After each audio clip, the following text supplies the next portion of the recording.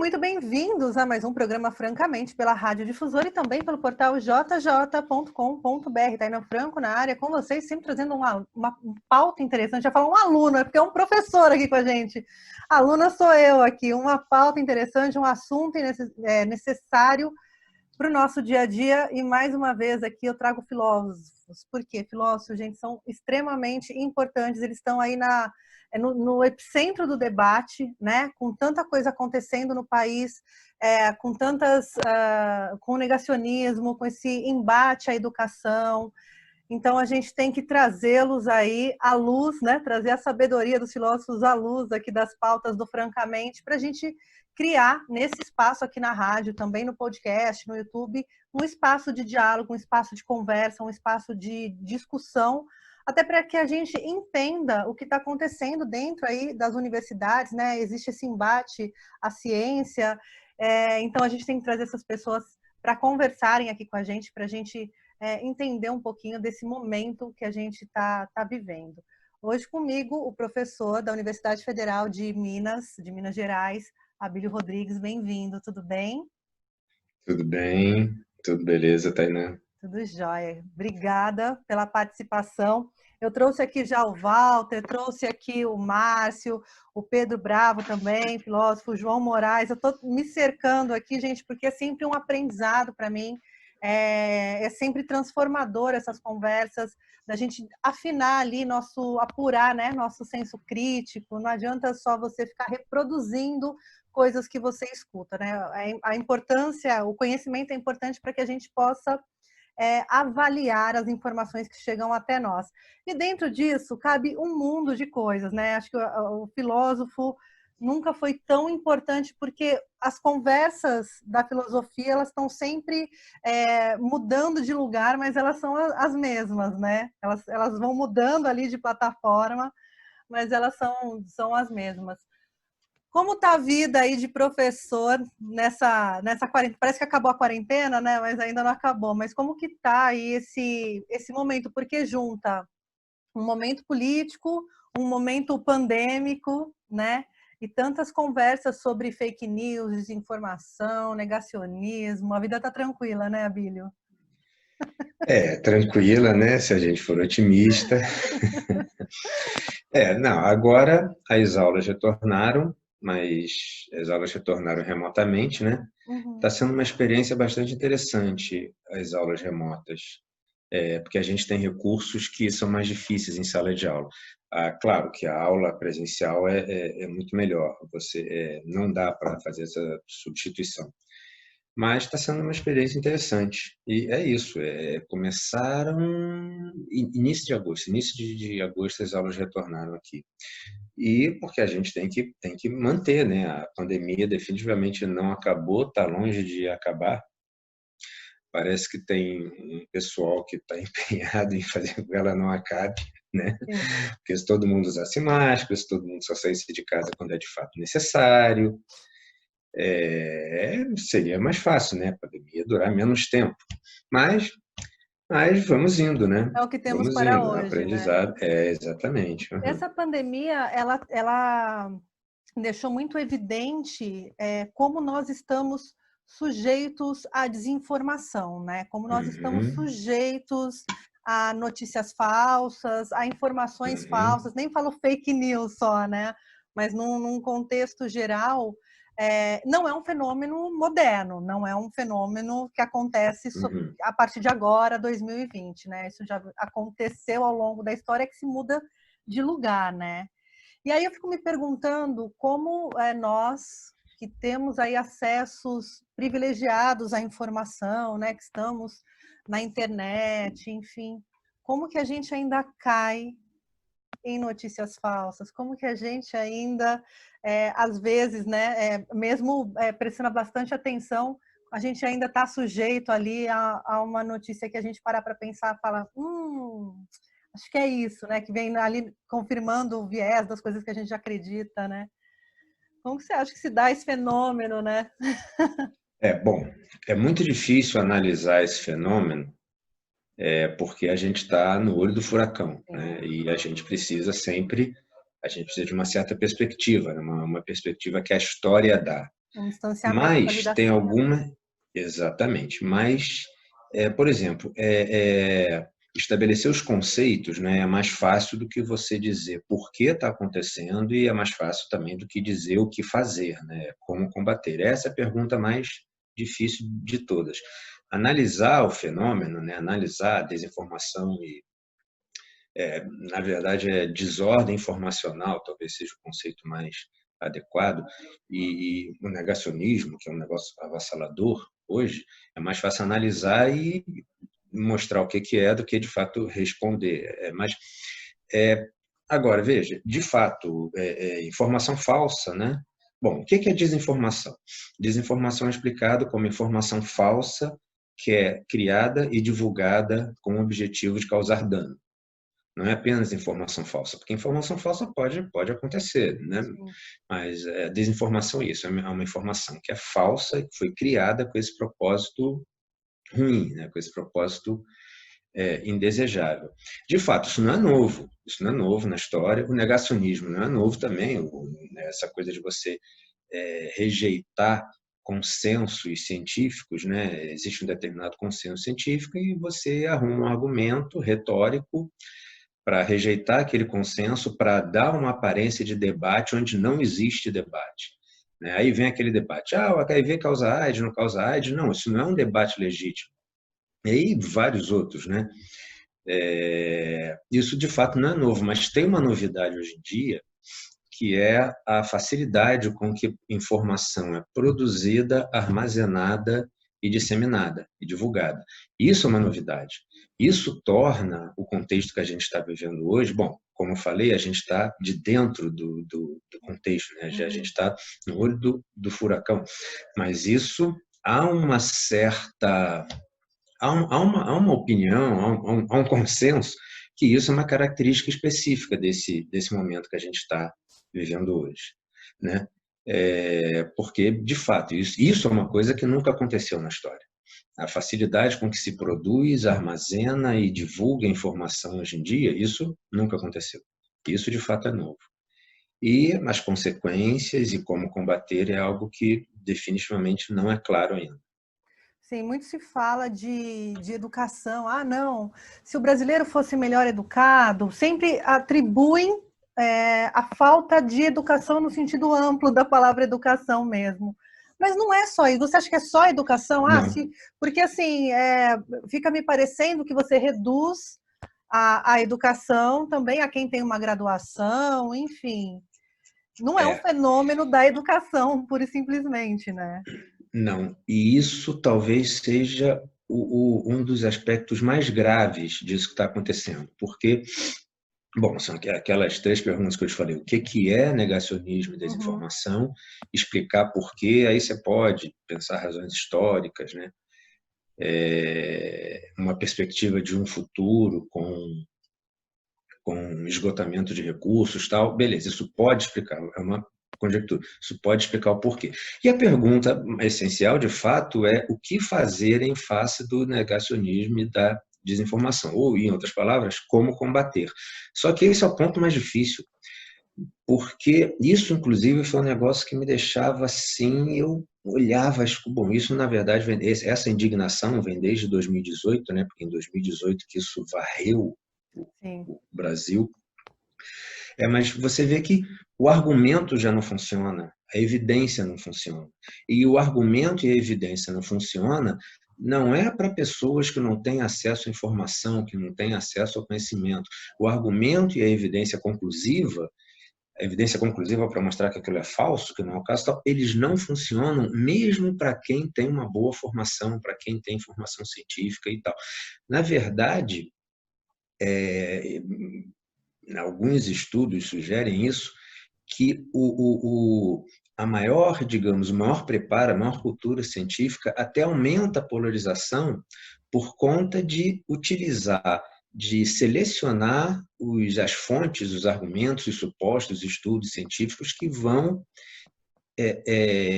ajudar a defender uma opinião que a própria pessoa já tem.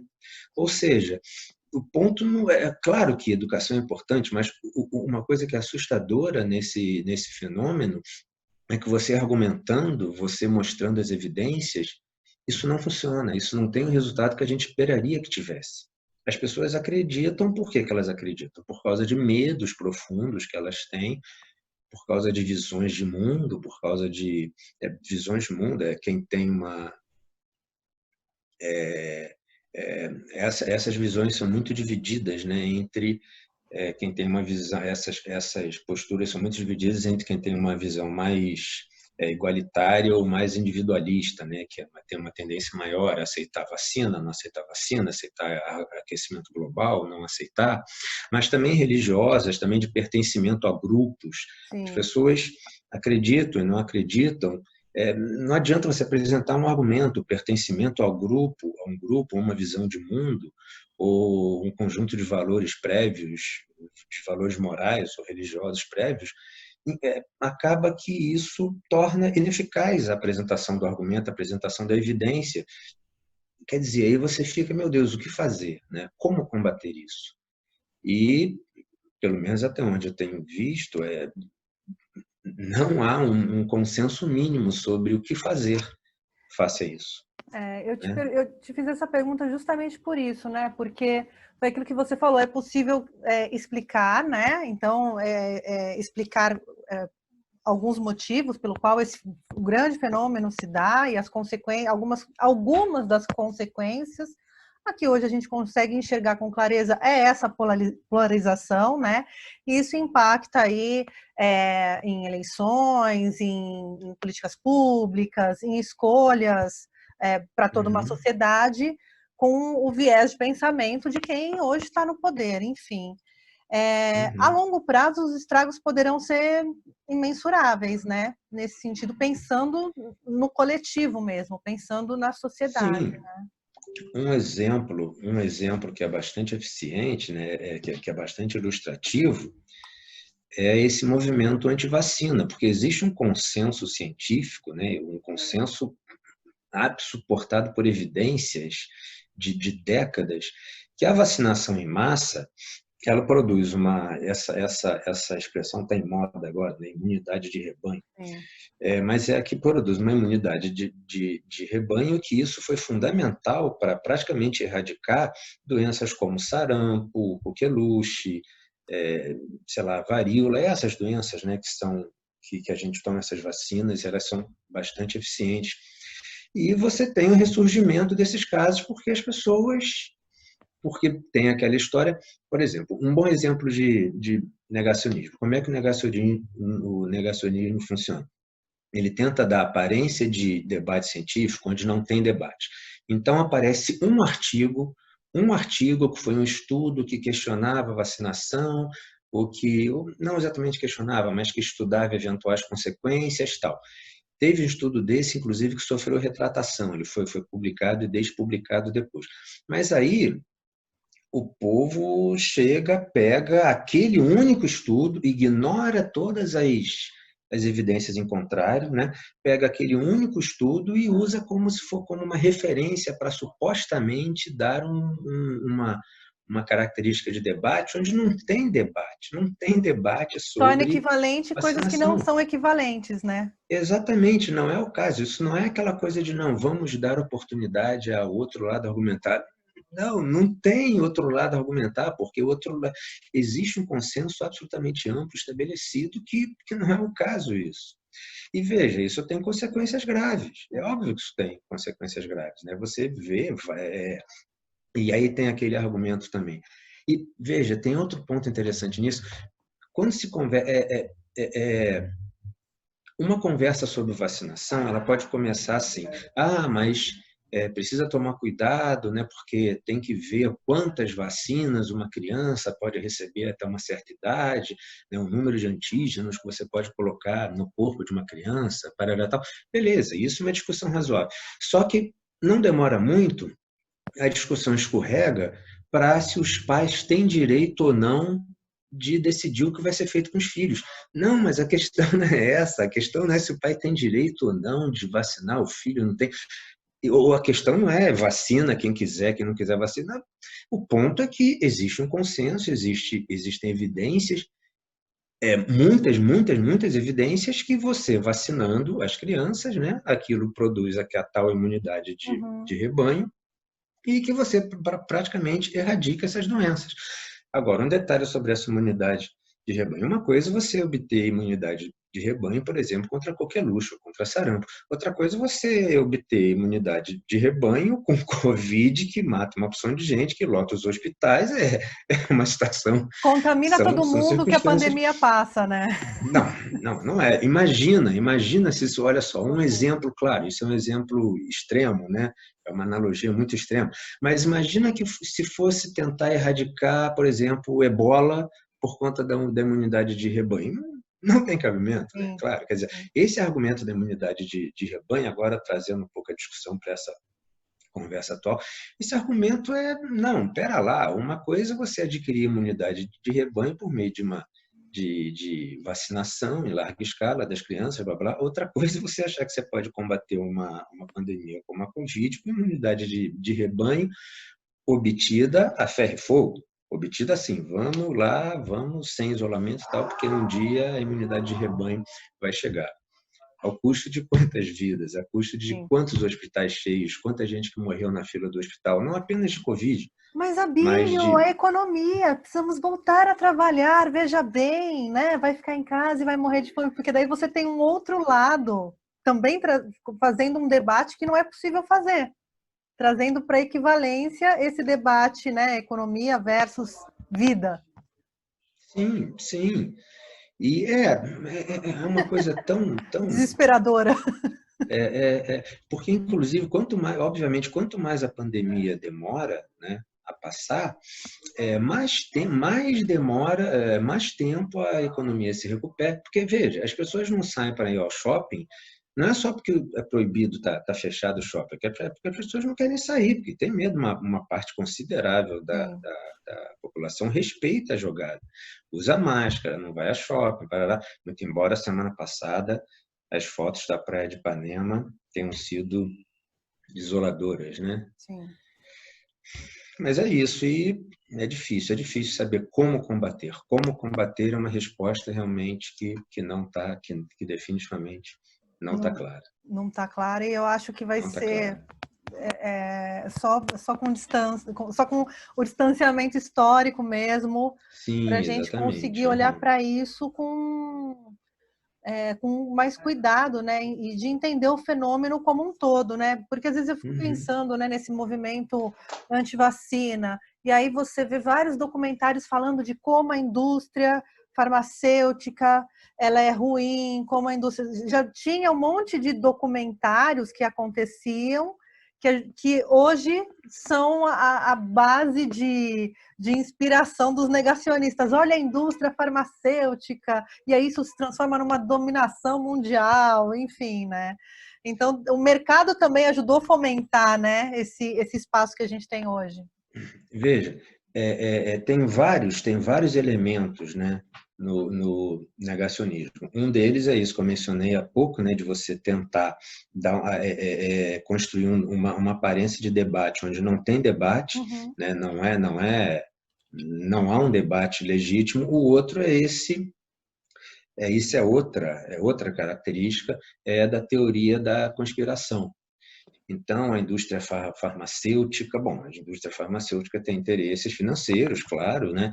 É óbvio que isso conduz algumas pesquisas para lá e para cá ou para lá, beleza. Mas o problema é o seguinte: o fato de existirem interesses econômicos, políticos, quaisquer que sejam, isso não tem nada a ver com determinadas conclusões objetivas, com determinados aspectos objetivos. Por exemplo, que vacinar as crianças é bom, é positivo, que as crianças devem ser vacinadas. Ou que... Eu menciono o negócio do HIV/AIDS porque na África do Sul, no início dos anos 2000, foi eleito um presidente negacionista.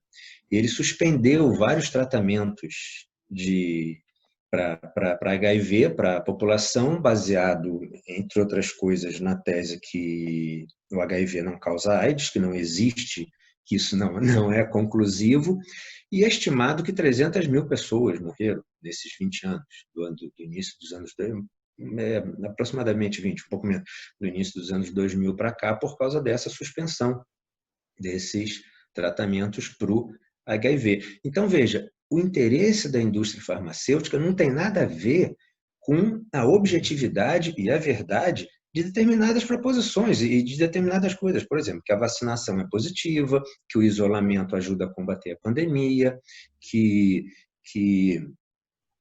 o HIV causa AIDS e muitas outras. E outro aspecto também disso, isso é um problema, né? Tem outro ponto aí que é muito problemático também, que é o seguinte: a ciência, ela não é definitiva. Ela não é, claro, você tem sempre alguma dúvida, você tem sempre a possibilidade de refazer aquela pesquisa, refazer aquele resultado, tal. Só que isso é utilizado pelos negacionistas como um argumento contra a ciência. Né? Então, isso foi ouvido recentemente, foi ouvido mais uma vez recentemente, sobre esse debate sobre cloroquina. Porque a ciência não é capaz de provar que a cloroquina não faz mal. Bom, mas a ciência não é capaz de provar definitivamente um monte de coisas, mas não é por causa disso que as conclusões obtidas não funcionam. Sim. Entendeu? Uma coisa é aquela dúvida metódica, né, que leva à investigação, aquela postura crítica em relação aos resultados. Outra coisa é você, não pode ser comprovado 100%, a ciência trabalha também com a dúvida, então a gente pode colocar em questão, né, qualquer coisa. Não, a dúvida não é valida, o caso. Né? Não é assim que funciona. Exatamente, né? não é assim que funciona. Quer dizer, é um problema, né? É um problema. Essas questões aí a gente fala de saúde porque eu acho que fica mais palpável até para as pessoas entenderem, né? Os movimentos e tal, mas essa história não, se você tomar o remédio contra verme, você vai se prevenir ali né, de pegar o Covid. O pessoal está tomando remédio, ivermectina, né? Que é um remédio. Eu falei, gente, está me parecendo aquela loucura, né? Mas que se vendia aí nos anos 90, que urinoterapia curava o câncer, sabe? Babosa curava o câncer. Não há evidências científicas, mas essas 3 pessoas aqui estão dando seu depoimento, então já tem valor científico, meio que isso, né? Sim. E o que acontece quando você transforma uma questão, começa a dar aparência de um debate legítimo? Muita gente, uma quantidade imensa de pessoas, né, falando, isso é bastante claro, uma quantidade imensa de pessoas se sente esperançosa. Sim. E sai para a rua, e não usa máscara, e se expõe. Né? Porque, veja, será que olha, porque o problema desse debate debate, né? Dessa história da cloroquina é que imagina quantas pessoas se expuseram por conta dessa suposta, não, existe uma esperança, não, fulano falou nisso, não, mas então tem a dúvida, né? Eu não sei se ela cura ou não cura. Então, mas tem a dúvida, isso já torna mais fácil que um monte de gente vá para a rua e se exponha. Quer dizer, não há meios o uso político de ganhar, é esse, né? Não há meio de ganhar. Porque quando a gente fala, lógico que isso funciona, você chama a razão ali, né? Como se isso fosse exatamente, razoável, como se aquilo fosse minimamente razoável, né? Usar a lógica nesse contexto, né? Ela também é importante a gente falar sobre isso, né? Aonde a lógica se encaixa aí não nesse combate, né? Mas nessa loucura de desinformação que a gente vive, né? Chamar a razão, né? Bom, lógica, a palavra lógica tem mais de um uso, né? Lógica, por exemplo, o estudo da consequência lógica, no estudo do que se segue de quê, dos argumentos válidos, argumentos fortes, tal, isso se chama lógica, e lógica tem um sentido mais amplo, que é aquilo que é racional fazer, né? Aquilo que é racional fazer. Então, por exemplo, tem lá o livro de lógica, né? Quando a gente estuda filosofia, computação, matemática, tal, tem lá o livro, a disciplina lógica que a gente vai estudar aquele livro, e tem esse uso de lógica que fala, não, é lógico você fazer isso, é lógico você fazer aquilo, não é lógico você você sair sem máscara no meio do condomínio, né? Tal. Bom, a lógica enquanto disciplina, ela não pode resolver muita coisa, né? Ela pode no máximo oferecer conceitos oferecer conceitos, eu quero dizer, delimitar conceitos e oferecer ferramentas para trabalhar, para representar esses contextos argumentativos, né, de negacionismo, desinformação, para que eles possam ser analisados, mas a lógica não pode dar respostas, né? É difícil, a lógica não dá para fazer isso. Agora, uma coisa que é clara, uma coisa que é bastante clara é que a lógica clássica, né, e que trabalha com dois valores, né, verdadeiro ou falso, ela não é capaz de representar esses argumentos, esses contextos argumentativos. Isso não significa que a lógica clássica devesse ser deixada em segundo plano. Não, a gente precisa hoje, mais do que nunca, da lógica clássica, que a lógica clássica ela exige que uma determinada coisa seja estabelecida como verdadeira ou como falsa. Para a lógica clássica não tem essa de uma informação contraditória. Aquilo é verdadeiro, tem informação que sim, mas também tem informação que não. Não, a lógica clássica ela não trabalha assim. É verdadeiro ou é falso e ponto final. A gente precisa disso, mas a gente precisa também de alguma ferramenta, tanto técnica, o que eu quero dizer com técnica? Um sistema formal, né? Um tratamento da noção de consequência lógica como de ferramentas conceituais para ajudar a entender o que está acontecendo. Porque a gente não trabalha mais apenas com verdade e falsidade. Veja, a gente continua precisando, mais que nunca, de uma noção clara de verdade, de uma noção clara de falsidade. Claro, verdade e falsidade não são questão de perspectiva, não são construções sociais, não são resultado de construções discursivas, não. Verdade depende da realidade. Se a realidade é de tal modo, tal proposição é verdadeira. Porque a ciência de vez em quando altera as proposições. A ciência, bom, sim, claro, mas isso não significa que aquele consenso, que aquela proposição que é sustentada por evidências deva ser rejeitada. Bom, então a lógica ela fornece conceitos que ajudam a gente a pensar, a analisar isso. Um deles é, por exemplo, a gente não consegue mais lidar com esses contextos argumentativos apenas com dois valores, né? Porque você tem informação contraditória, você tem ausência de informação. Uma outra coisa que é fundamental, um outro conceito que é fundamental, mas que é muito difícil trabalhar com ele, é a ideia de justificação. Porque, veja, você, por exemplo, você faz uma pesquisa na internet, você encontra informações contraditórias, você encontra sim e não acerca de alguma coisa, né? Alguma coisa verdadeira e que essa mesma coisa é falsa. Bom, então você tem que... Qual é a primeira coisa que você faz? Você tenta analisar as justificativas, né? E analisar as justificativas não é definitivamente uma coisa fácil. Quer dizer, agora... Ou seja, é muito difícil a lógica oferecer respostas. A lógica pode oferecer vamos dizer, um arcabouço conceitual, né? Para que esses problemas sejam analisados com mais propriedade.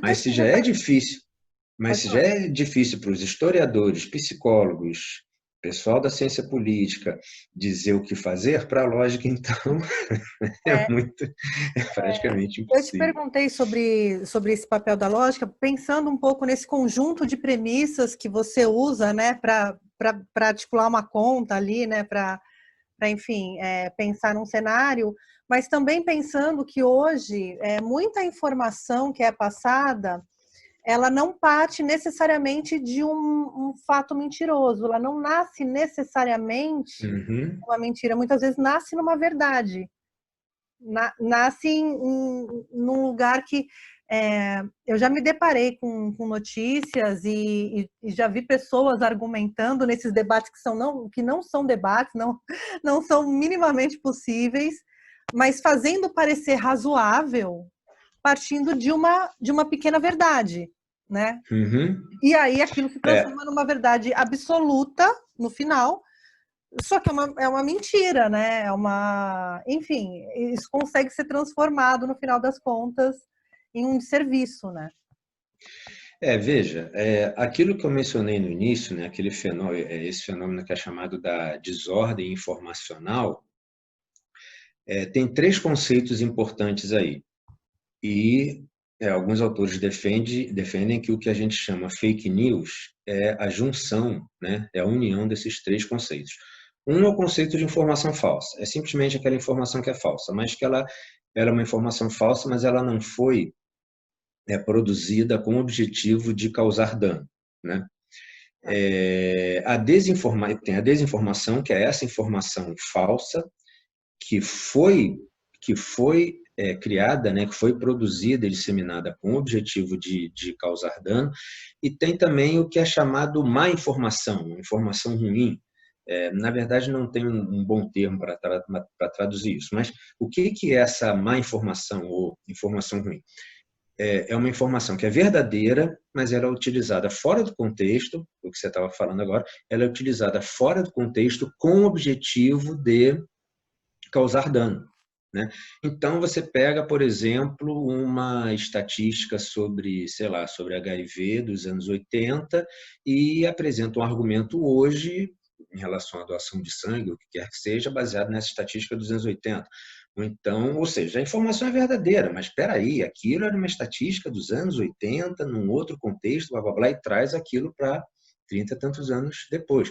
E os exemplos são inúmeros, que você, nessa ideia de você pega e fala, não, beleza, isso daí é verdadeiro, mas espera aí, calma lá, está totalmente fora do contexto, está sendo usado para atacar uma minoria, isso é muito comum também. Você pega um dado, frequentemente é um dado estatístico, mas não necessariamente usa aquele dado para atacar uma pessoa ou atacar uma minoria. E o que chamam de fake news, esses três tipos de coisas são fake news, né? Tanto a informação falsa que não foi criada com o objetivo de causar dano, a informação falsa criada com o objetivo de causar dano e a informação verdadeira, mas que é utilizada para esses propósitos. Sim. Quer dizer, você falou, né, eventualmente a informação verdadeira pode ser, sim, isso acontece, mas isso também é considerado uma forma de fake news. É que às vezes essa é a mais difícil de fugir, né? Essa é a Sim, mais exatamente, difícil de combater, Uhum. né? Essa é a mais A desinformação, desinformativa. mas a desinformação é uma coisa... Não, isso é muito ruim, né? Porque isso revela o uso dessas informações verdadeiras descontextualizadas para causar dano. Isso revela um procedimento muito ruim, né? Do ponto de vista ético. Uhum. Isso revela uma intolerância muito, muito grande, isso desperta a intolerância de determinados grupos. Mas a desinformação é uma coisa horrorosa, né? E veja, enquanto o negacionismo ainda é um pouco mais elaborado, o que eu estou querendo dizer com mais elaborado? O negacionismo tenta dar uma aparência de debate onde não tem debate. Então, o que os negacionistas fazem? Eles procuram artigos científicos, eles criam revistas para publicar os artigos nessas revistas, para dizer, o artigo foi publicado naquela revista tal. Porque se eles submetessem esses artigos para as revistas, né, sérias, eles não seriam publicados. Ou fazem conferências sobre criacionismo, conferências sobre movimento antivacina e tal. O negacionismo é um pouco mais elaborado. A desinformação é uma coisa tosca. Você pega uma foto de uma mamadeira com pênis, que vende lá no Mercado Livre, bota uma legenda embaixo, divulga para uma porção de grupos do WhatsApp. Cara, você fez um estrago. Irreparável, né? O que me parece é que toda fake news todas, a mim parece que todas são irreparáveis, porque mesmo que você desminta, ela não toma a mesma proporção. Parece que o absurdo ele se prolifera mais rápido, né? Essas coisas são mais absurdas. Não, realmente, você voltar atrás quando alguma coisa desse tipo já foi disseminada, já foi divulgada para não sei quantos canais, voltar atrás disso é uma coisa realmente terrível. Tem uma coisa que o Márcio mencionou lá naquele curso, que eu acho um ponto muito importante e é fundamental para a gente entender o que está acontecendo, né? Aliás, o Márcio tem um pequeno texto sobre isso. Sobre os perigos de você juntar de você combinar a capacidade de broadcasting, né, de você mandar uma mensagem para um número muito grande de pessoas, com uma coisa que em princípio é positiva, mas que quando você coloca no contexto tem consequências ruins, que é a criptografia de ponta a ponta. A criptografia de ponta a ponta, por exemplo, você manda uma mensagem para uma outra pessoa pelo WhatsApp. Quem tem a chave para decodificar aquela mensagem é só o seu celular e o celular da outra pessoa. Então, é muito mais difícil você identificar uma mensagem que está sendo enviada, só que é muito mais difícil também você identificar as fontes das mensagens. Né? É muito difícil, não, mas de onde veio isso? Aquilo foi replicado, replicado, replicado. Então, quando você junta essas duas coisas, a capacidade de broadcasting e a criptografia de ponta a ponta, isso é uma combinação perigosa. E isso é um dos fatores, lá no início, né, eu falei que a circunstância hoje é diferente, o contexto que a gente tem hoje é diferente. Desinformação e negacionismo sempre existiram, só que a facilidade com que se produz, armazena e divulga informação hoje em dia faz com que o contexto que a gente viva seja diferente, né, de outros momentos, outros contextos. E esse ponto dessa combinação de criptografia de ponta a ponta e broadcasting, isso é um fator preocupante, né? Isso é um fator complicado.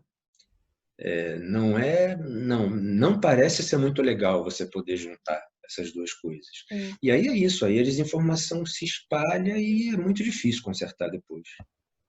Se é que tem conserto, não sei. Eu tenho andado um pouco pessimista, viu? Mas essa pandemia me deixou um pouco pessimista nesse ponto. Né? Eu sou bastante pessimista também, e ainda de se pensar que todas essas informações, né, compartilhadas, enfim, a gente se sente muito livre na internet, a gente fala, a gente se expõe, né? Hoje todo mundo tem opinião sobre tudo, só sei que nada sei, acabou, né? Essa frase caiu em desuso já, né, faz muito tempo, com o advento da internet, né, todo mundo sabe tudo sobre todas as coisas do universo, né, e todo mundo é muito cientista político, muito médico, muito tudo. E eu tenho a impressão, não, né, mas a gente tem a impressão que a gente é muito livre, né, no consumo de informações na internet. Não, definitivamente não. E a gente está na mão de várias empresas privadas ali, os algoritmos estão trabalhando. Eu sempre brinco que o algoritmo é igual à lei do universo, né? Tudo que você joga para o algoritmo vai te devolver, né? Ele vai entender os seus hábitos e você acaba vivendo numa bolha, né? Então você está cercado de gente que valida. E quando você sai para a rua, para a calçada, não é bem assim que funciona, né? O algoritmo ali no dia a dia funciona diferente nas relações sociais, né? Sim.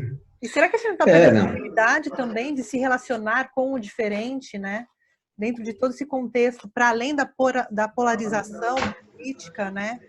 De repente, a gente não conseguir mais ouvir a opinião do outro sobre determinado assunto, sem que a gente tenha que dar a nossa opinião também. Bom, tem vários aspectos nisso tudo, né? Bom, primeiro, um negócio que é importante chamar atenção, né? É que a quantidade de informação que a gente tem, veja, informação é uma coisa boa, mas de um ponto de vista bastante plausível, muita informação acaba não sendo uma coisa boa. Tem um filósofo e lógico norte-americano que ele usa a metáfora de seca de informação e alagamento de informação, né? E fala, bom, a seca de informação foi combatida como? Com livros, com produção de livros, com bibliotecas. E, bom, mas então, essa informação que estava lá, claro que você encontrava informação contraditória, claro que não havia um consenso absoluto, mas você tinha meio que uma referência, né? Não, você vai à biblioteca, você confia naquele livro, você confia naquele professor, ou naquela referência e tal.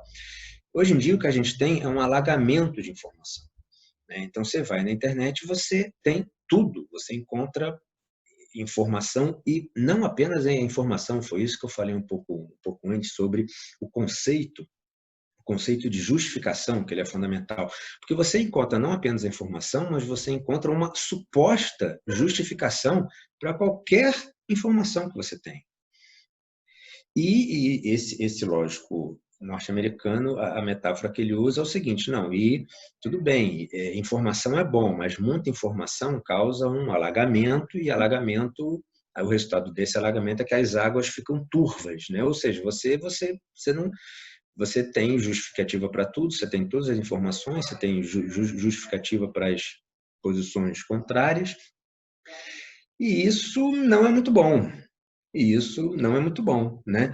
E veja, o negócio da bolha que você falou, chamadas bolhas epistêmicas, né? Isso foi um dos assuntos da fala do Walter. Você entrevistou aqui, agora eu não lembro se na conversa com você ele falou disso. Mas essas bolhas epistêmicas, isso também é relacionado com aquele aspecto do negacionismo que eu falei no início, que muito mais do que o argumento e da evidência conclusiva, o que determina é o pertencimento a um grupo, o pertencimento a uma tribo. E esse pertencimento a uma tribo, ele acaba construindo, ou entrando, ou fazendo parte de uma bolha epistêmica. Então, você vive naquela bolha, pronto, você tem justificativa para as suas crenças que não são fundamentadas em evidência, mas que são fundamentadas em medos, em valores religiosos prévios, valores morais prévios. E daí o grande problema, e daí a grande dificuldade de responder a pergunta o que fazer. O argumento não funciona, a evidência não funciona. Você apresenta o argumento, você discute, você apresenta o argumento, você mostra, não, mas peraí, opinião não é a mesma coisa que argumento. Não adianta nada você explicar para uma pessoa, para a pessoa, que opinião é diferente de argumento, que ela pode ter opinião que funk é mais legal que rock and roll, mas ela não pode ter opinião que, sei lá, que, que vacinas fazem mal, não, opinião é diferente. Mas não adianta você esclarecer, não adianta você esclarecer, porque a coisa está tão condicionada por esses fatores emocionais, né, que o argumento perde a eficiência, perde a eficiência. E você vive naqueles grupos, naquelas bolhas, nas tais bolhas epistêmicas. E, novamente, talvez eu estou um pouco pessimista hoje, nesses dias, eu admito, mas está muito difícil pensar o que fazer, como resolver. Não adianta você apresentar o argumento, não muda. Não adianta apresentar a evidência, não muda. Isso é realmente assustador. Isso é assustador. Gente, mais isolada do que nunca aqui com o professor Abílio. Falei, uma luz nessa pandemia, porém não, gente, tem muita luta pela frente ainda. A gente acha sempre que é só, não, precisa mudar o governo, não é só uma coisa, né? Não é só um fator, sim, a gente tem que resolver um monte de coisa aqui no Brasil que está precisando resolver. Mas são vários fatores, né? São vários lugares para olhar, né? Vai ser difícil dar conta aí nos livros que virão, se é que eles virão, né? Sim. Se é que eles virão. E a gente ainda, como já foi falado, né? A gente está bem no meio da história, né? A gente está no olho do furacão, como se diz. Então, é difícil ter uma perspectiva. É difícil ter uma perspectiva. E se a gente... Isso é uma coisa para ser estudada pelos especialistas das respectivas áreas, né? Pelos historiadores, pelo pessoal da ciência política, parará. Mas isso tudo é impregnado também de um individualismo tosco, né? De um egoísmo absurdo, de uma noção de liberdade absurda, né? Que, não, eu luto pela liberdade. Liberdade de quê, cara pálida? Liberdade de não respeitar a liberdade do outro? A liberdade é a liberdade de sacanear o outro, a liberdade de não respeitar o outro, de não respeitar determinados princípios básicos de vida em comunidade, né? Aí você pensa, rapaz, de onde vem esse individualismo tosco, né? De onde vem esse egoísmo tosco mesmo, né? Aparentemente irracional, mas será que tem uma racionalidade no fundo disso? E se tem, que tipo de racionalidade é essa, né? Será que isso tem a ver, em alguma maneira, com o esgotamento dos recursos naturais e com a percepção do cidadão comum, né, dessa perspectiva de esgotamento dos recursos naturais e de fracasso da razão iluminista, né? A discussão sobre o fracasso da razão iluminista estava lá no Departamento de História e de Filosofia, mas talvez a percepção de que a ciência não vai resolver coisas, de que os recursos naturais vão se esgotar mais cedo ou mais tarde, vai ser muito mais difícil viver aqui, talvez isso seja uma maneira dessa crise da razão iluminista estar se manifestando para as pessoas, para todo mundo, né? E será que, porque se esse egoísmo tosco que a gente está experimentando hoje em dia, se ele for motivado por isso, né, por essa, realmente vai ser muito difícil a gente tentar reverter isso. A gente tentar a reversão disso vai ser muito. Uma das coisas que mais me chama a atenção nesse contexto todo é justamente isso, né?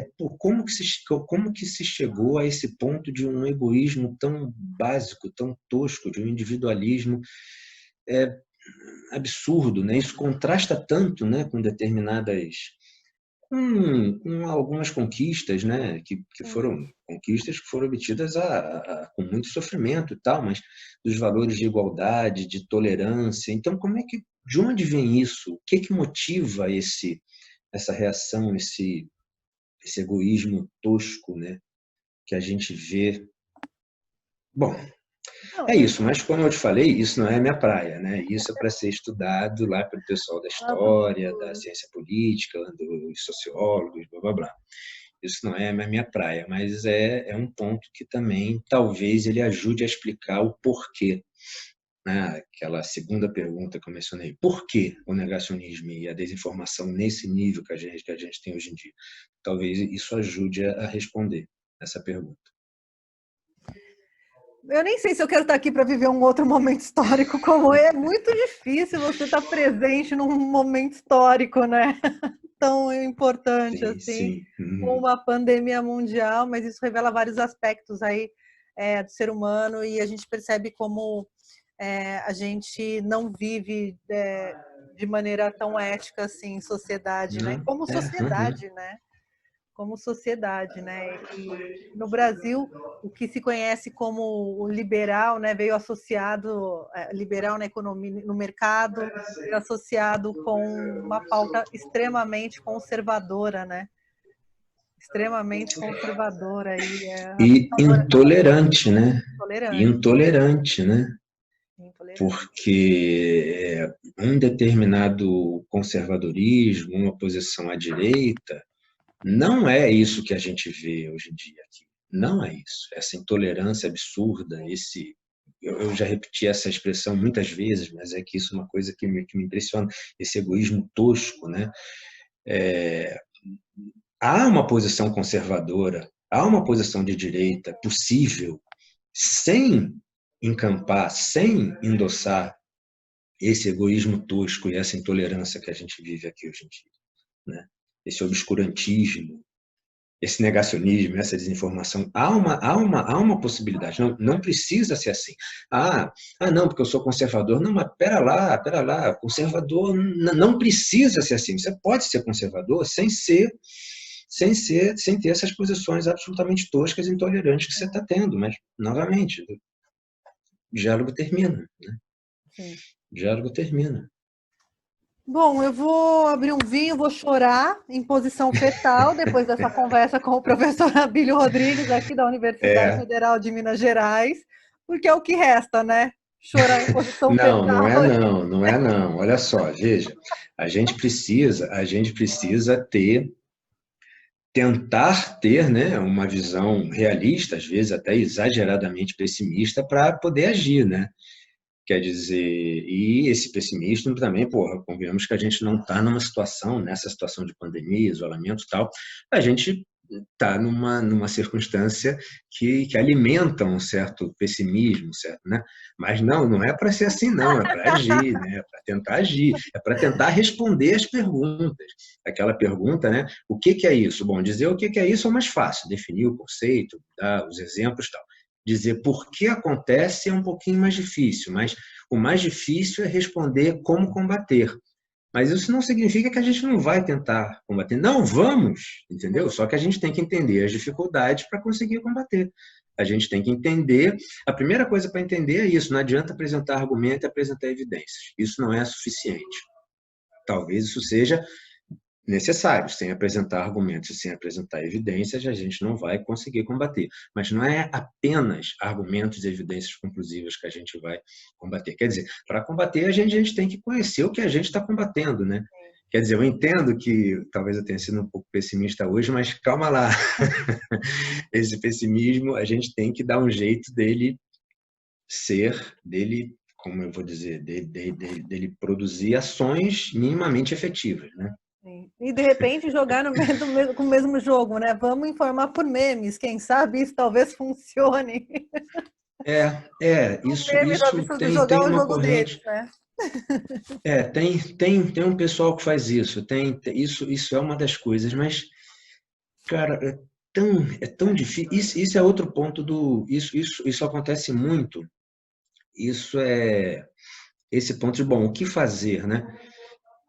Por exemplo, no caso do negacionismo, os negacionistas, eles são mais, via de regra, né? Via de regra, eles escrevem mais em blogs, na internet, do que os caras que estão lá fazendo ciência séria no laboratório, nas universidades, fazendo pesquisa e tal. Então, pô, o cara tá fazendo lá pesquisa, tá fazendo não sei quantos experimentos ao mesmo tempo, tá fazendo um monte de cálculo, tá simulando experimentos com computador e tal.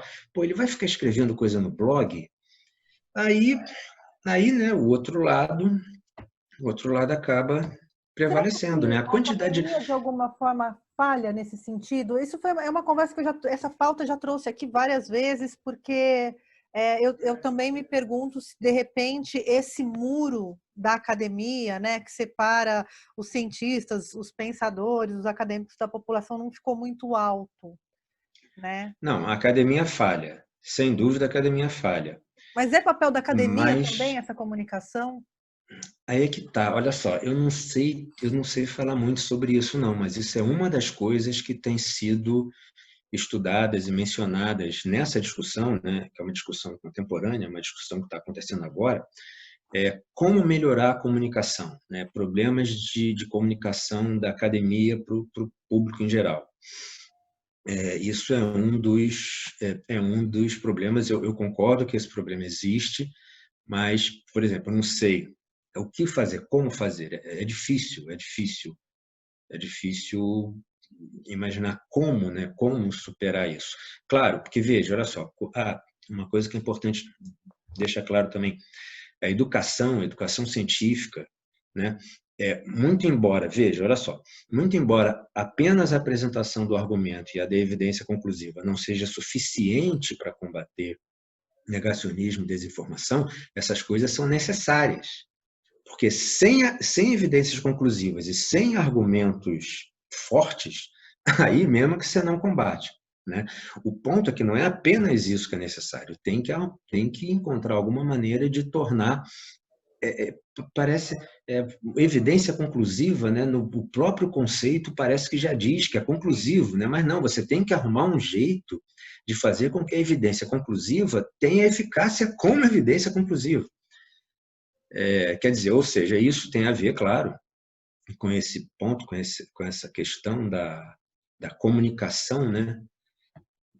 da academia, mas isso é algo que tem muitas discussões sobre isso, mas que não é claro exatamente como realizar isso. Tem um problema, veja, olha só, eu não estou, isso que eu vou dizer não é uma crítica ao jornalismo, não. O bom jornalismo hoje em dia é mais importante do que nunca, claro. Mas essa prática jornalística, né, de dar voz aos dois lados, isso é uma prática saudável, beleza? Mas veja, como que você vai dar voz aos dois lados em casos de consensos científicos? Como é que você vai chamar para um debate, por exemplo, na televisão do negacionista, se não me engano, ele é norte-americano, que diz, o cara tentou publicar um paper, um artigo em 2010. Se fizer uma pesquisa na internet, é fácil achar. O cara tentou publicar um artigo em 2010, aliás, eu não sei se ele publicou e foi retratado, mas o fato é que o artigo saiu, não está disponível, ele só está disponível não pelo site oficial da revista tal. Entre as outras coisas que o cara afirmava é que o HIV é um vírus passageiro. O que significa um vírus passageiro? É um vírus que está ali por acaso. Né? Por acaso o HIV está ali. Então, o sujeito morre de pneumonia, de tuberculose, de formas variadas de câncer, blá, blá, blá, mas não foi o HIV, não. O HIV estava ali por acaso. Né? Isso é causado por outras coisas. Em 2010, tinha um cara que defendia isso.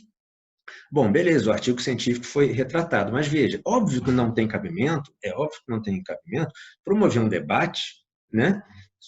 Sobre, colocando lado a lado, né, por exemplo, uma posição como essa, uma posição que sustenta que o HIV é um vírus passageiro. Não tem. Mas, por que eu falei isso? Porque eu mencionei o jornalismo. Isso é um problema também, né, essa coisa, porque aí você tem... Isso é mais... Olha só, os negacionistas usam essa prática jornalística, tá, de dar voz aos dois lados como mais um instrumento para legitimar um debate que não é legítimo. Que Dando nome aos definitivamente não é bois, assim, legítimo. o exemplo que acontece na CNN hoje, naquele programa que chama O Grande Debate, por exemplo. Sim, algo desse nível acontece naquele espaço, sim, né? Sim, exatamente. Sim, exatamente. Aquela que dá nome, você processado daqui a pouco, você vem comigo no processo. Fui eu que falei, Tranquilo. gente. Mas Tranquilo. é só para exemplificar, né? Porque também ajuda a dar voz aí, né? Um cara que fala, se as pessoas pegam esse paper aí, esse artigo que já foi retificado de 2010, falando que o HIV é passageiro, que estava ali por acaso e a pessoa faleceu por conta das comorbidades, você consegue aplicar esse artigo no Covid. Sim, exatamente. Essa parte dos malucos capaz de pegar, né?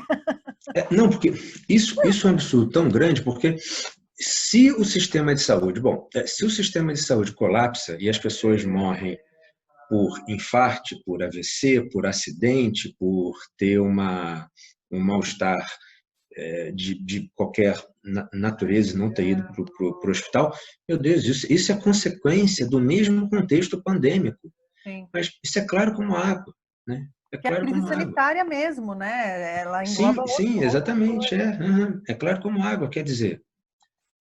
Mas, olha só, eu quero insistir nesse ponto. Não, veja, tudo bem, a gente de vez em quando fica pessimista, tal, mas não é para ficar pessimista, não. É para abrir a garrafa de vinho e pensar, bom, beleza, e agora? O que fazer?